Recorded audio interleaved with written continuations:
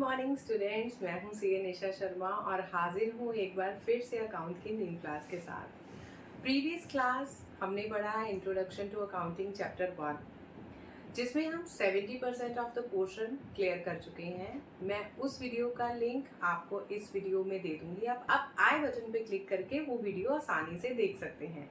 Remaining 30% of the portion first chapter का आज की क्लास में हम कंप्लीट करेंगे। तो चलिए आज की क्लास स्टार्ट करते हैं।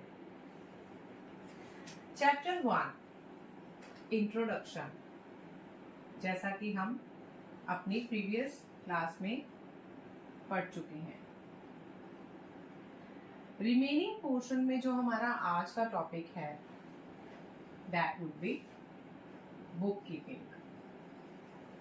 देखिए, कुछ चीजें अपने नाम से ही अपना मीनिंग क्लियर कर देती हैं, ठीक है, लेकिन हर चीज को कॉम्प्लिकेटेड वे से पढ़ना जरूरी नहीं। कुछ चीजें बहुत ही सरल भी हो सकती हैं, जैसे कि ये टर्म है बुक कीपिंग, ठीक है। इसमें से आपको क्लियर हो रहा है book keeping means keep the books of accounts. Book keeping का मतलब क्या है? बुक्स ऑफ अकाउंट को कीप करना, मतलब रखना। डेफिनेशन बुक कीपिंग की क्या है? बहुत ही इजी सी डेफिनेशन एक हम पढ़ेंगे आज। Book keeping is an art. Book keeping is an art of recording business dealings. Book keeping एक आर्ट है बिजनेस डीलिंग्स को रिकॉर्ड करने की। किसमें? इन सेट ऑफ बुक्स। किसी भी डेफिनेशन को याद करने के लिए उसको पार्ट्स में डिवाइड करके पढ़ें तो आपको इजीली समझ भी आ जाएगा, क्रैमिंग की जरूरत भी नहीं पड़ेगी और आप मार्क्स भी ग्रैब कर लेंगे, ठीक है। सो रिवाइज कीजिए मेरे साथ। Book keeping is an art. Book keeping एक आर्ट है। यहां तक डेफिनेशन आपको याद हो गई। किस चीज की आर्ट है? Of recording business dealings. Record करना है बिजनेस डीलिंग्स को। किस में रिकॉर्ड करना है? देखिए, हाफ डेफिनेशन तक पहुंच गए। किस में रिकॉर्ड करना है? In set of books. Very easy way to learn the definition of book keeping. अब देखिए, बुक कीपिंग और अकाउंटिंग में डिफरेंस क्या है। अकाउंटिंग अगर समंदर है तो बुक कीपिंग उसमें गिरने वाली रिवर है। Book keeping can be considered as part of accounting. Accounting starts where the book keeping ends. Accounting वहां से स्टार्ट होती है जहां पर बुक कीपिंग एंड होती है। ये चीज आप खुद से ही क्लियर कर पाएंगे जब हम बुक कीपिंग का स्कोप पढ़ेंगे। जो स्कोप ऑफ बुक कीपिंग है, स्कोप का मतलब हो गया कि बुक कीपिंग में हम कौन कौन सी चीजें या कौन कौन से प्रोसेस कवर करते हैं। अगर आपने अकाउंटिंग की क्लास को बहुत अच्छे से पढ़ा है तो मेजर ऑफ द स्कोप जो बुक कीपिंग का है वो कवर हो जाता है अकाउंटिंग में ही, क्योंकि जो फर्स्ट 4 स्टेजेस ऑफ अकाउंटिंग है, identification of transaction, measuring. First 4 stages कौन कौन सी थी? Identifying, measuring, recording and classifying.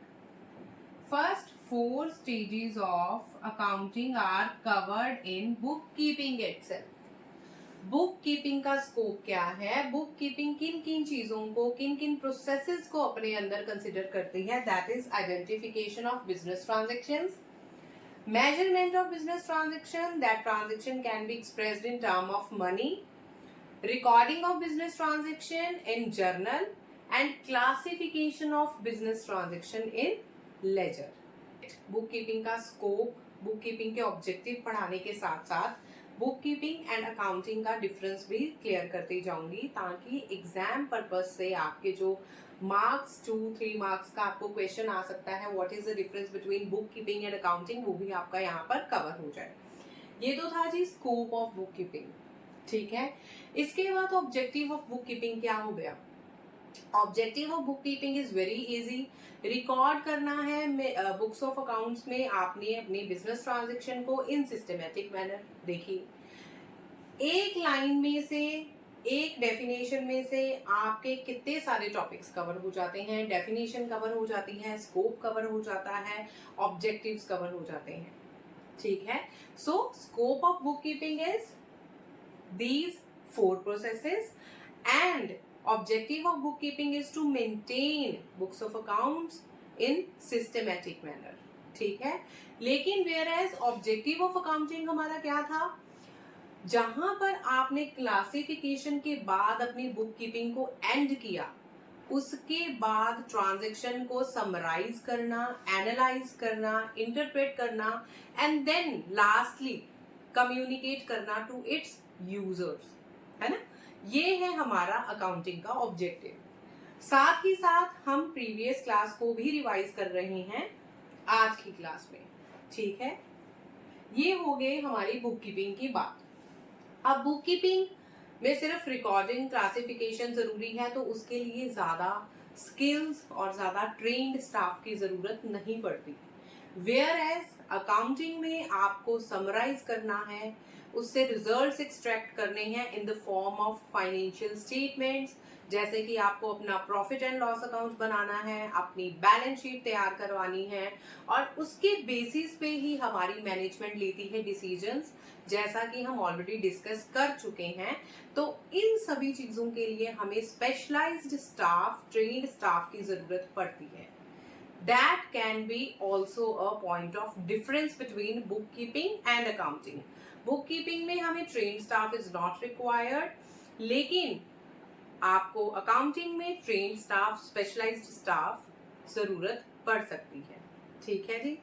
चलिए, इसी के साथ हम अपना just for the sake of completing the first accounting chapter as per our course, as per our syllabus, हम नेक्स्ट टर्म करेंगे जो है अकाउंटिंग इंफॉर्मेशन।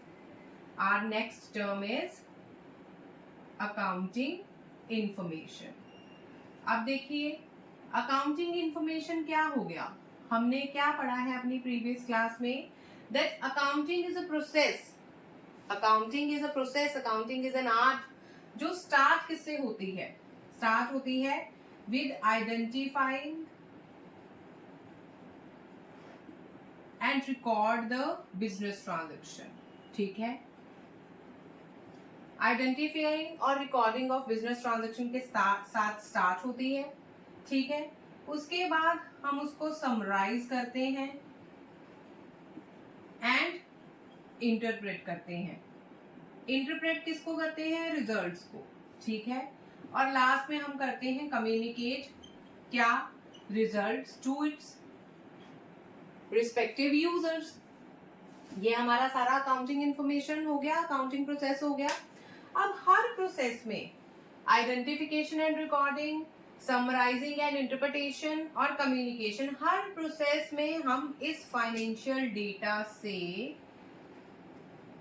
हर प्रोसेस में से निकलने वाले फाइनेंशियल डेटा में से हम कुछ न कुछ इंफॉर्मेशन एक्सट्रैक्ट करते हैं। जैसे कि अगर आप रिकॉर्डिंग करेंगे, आइडेंटिफिकेशन करेंगे बिजनेस ट्रांजैक्शन की, तो आपको बिजनेस ट्रांजैक्शन का नेचर पता चलेगा। For example, when goods are purchased, तो ट्रांजैक्शन क्या है? Purchases are taken place. ठीक है।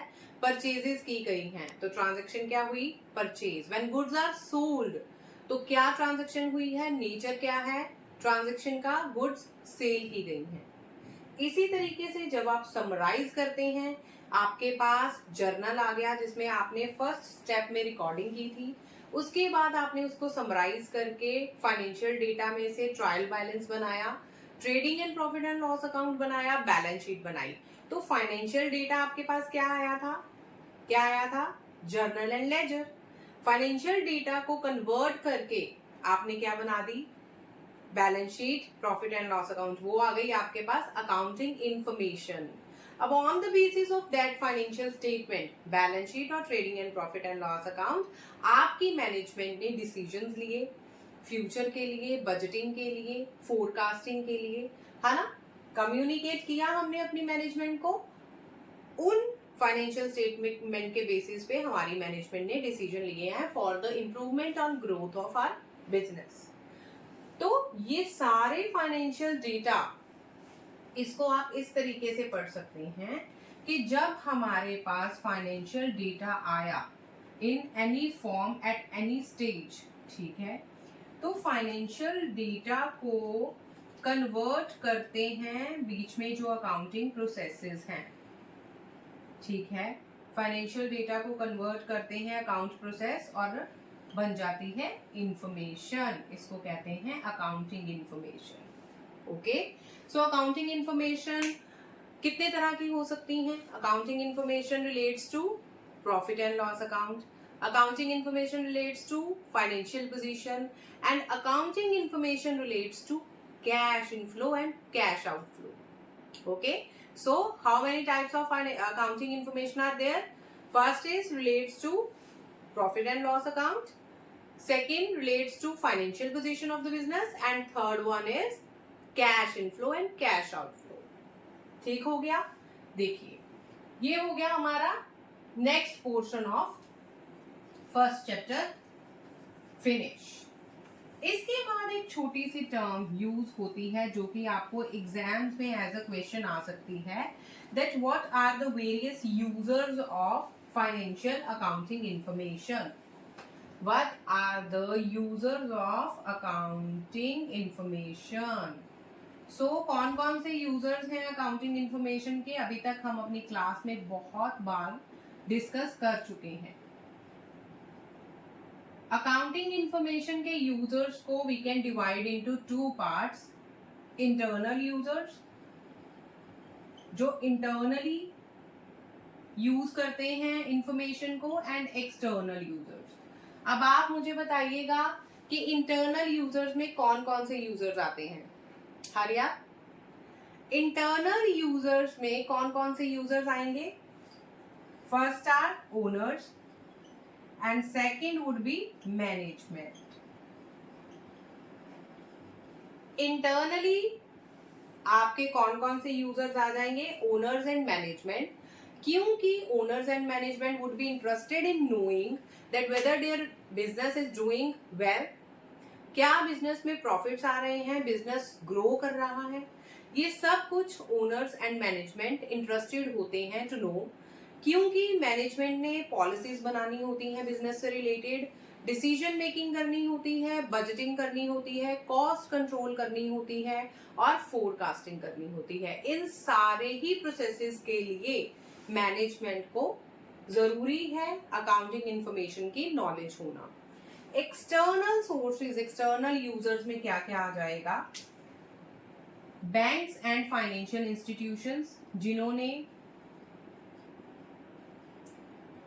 हमारे बिजनेस में इन्वेस्ट किया है या लोन दिया है,